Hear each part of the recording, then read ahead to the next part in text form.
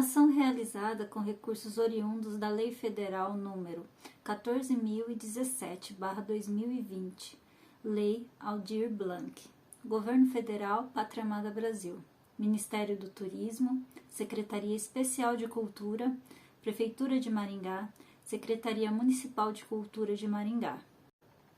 Escrita de histórias ficcionais por adolescentes, por Josi Guerreiro.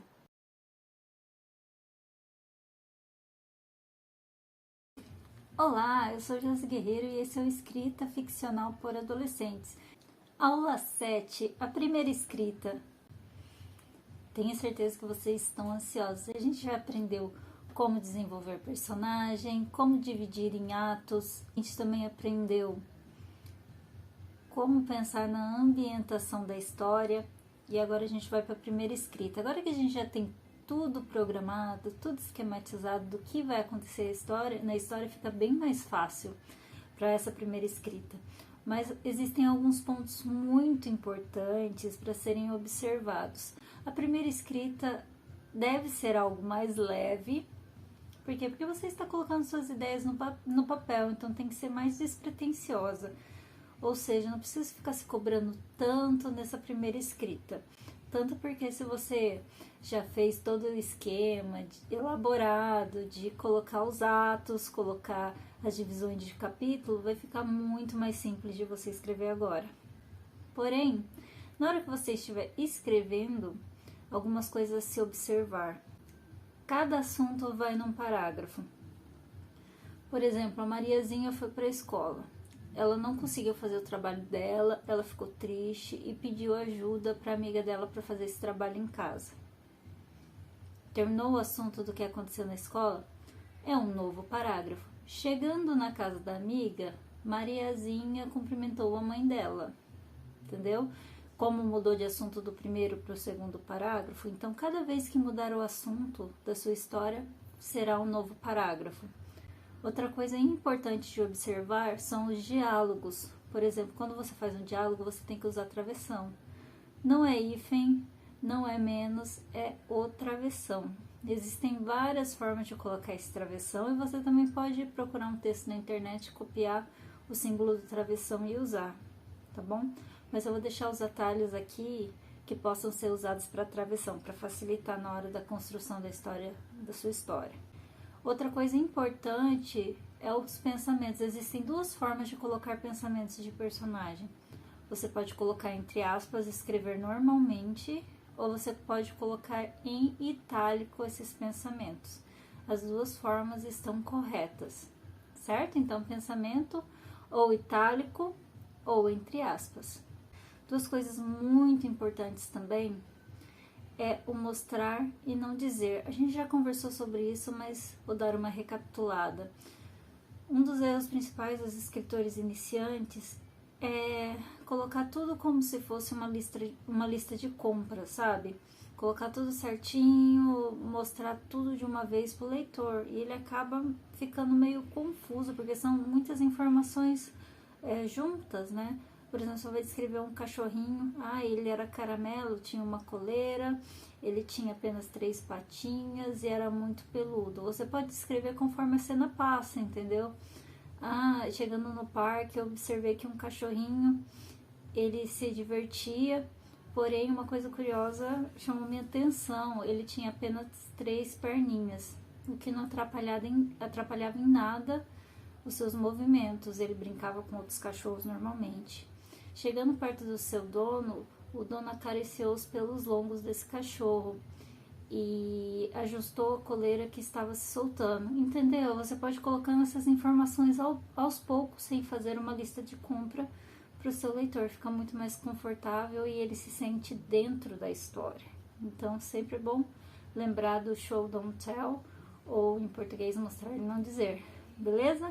Outra coisa também bem importante de se perceber nos textos é o tempo verbal. Normalmente, o texto é narrado, né, pelo narrador em terceira pessoa. E, usualmente, se usa no passado. Ele falou como se fosse uma história contada, uma história que já aconteceu. Já em roteiro de cinema, filme, as pessoas normalmente usam o tempo presente.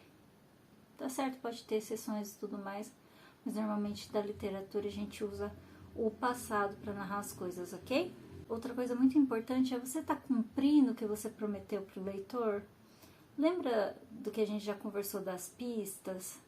Bom, você vai colocando algumas descobertas para ele, algumas pistas, só que você tem que cumprir aquilo que você prometeu, ou seja, se você colocou uma dúvida, depois de alguma forma você vai responder essa dúvida, certo? Porque isso gera confiança do leitor e ele vai se sentindo completando a história na mente dele. Se ficar muitas dúvidas para ele, a história vai ficar confusa, ele não vai entender nada e vai largar o livro. Então é sempre importante o que você prometeu, você cumprir durante a história. Bom, agora os tipos de narrador. Existem vários tipos de narrador e cada narrador normalmente combina com um tipo de história. Então, eu vou contar para vocês os principais narradores que tem e você vai decidir o que combina com o tipo de história que você vai contar.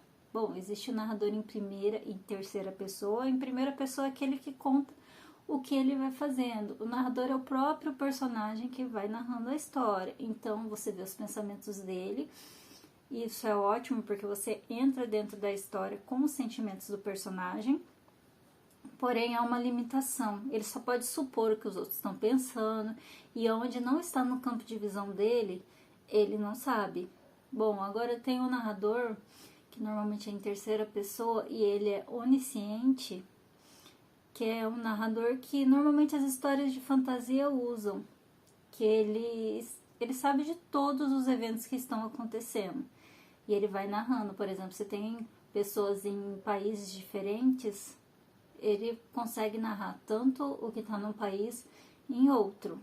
Ele também sabe interiormente o que os personagens estão passando, o que eles estão pensando. Então, é um narrador mais fácil de lidar porque você consegue contar tudo o que você precisa, você não tem limitações.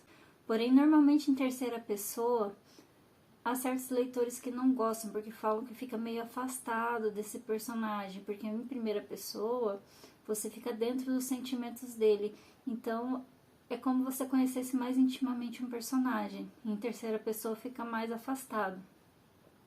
E também tem um outro tipo de narrador, que é o narrador observador. Ele parece um narrador onisciente, só que ele também tem uma limitação. Ele observa como se fosse, sei lá, um repórter ou alguém que está narrando uma certa situação, uma história que aconteceu, só que ele tem certos fatos limitados, por exemplo, só onde ele esteve, o que ele viu que ele pode narrar, certo? Então, como eu estava dizendo para você, tem certas histórias que combinam com certos tipos de narrador, por exemplo, romance romântico. Normalmente é narrado em primeira pessoa, porque você quer sentir as sensações que o personagem está sentindo. Já uma fantasia combina com o narrador onisciente, por quê? Porque você pode ver tudo o que está acontecendo naquele mundo fantástico. E aí, gostou das dicas? Gostou da nossa 7ª aula? Não esqueça de deixar o seu comentário, o seu like. Se você não é inscrito, se inscreva no canal.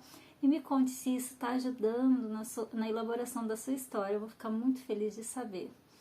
Ok? Também você pode me seguir nas outras redes sociais, no Instagram, ou deixar um e-mail para mim. Até a próxima aula! Ação realizada com recursos do Prêmio Bolsa de Pesquisa e Fazer Artístico-Cultural da Lei Aldir Blanc, concurso 08/2021.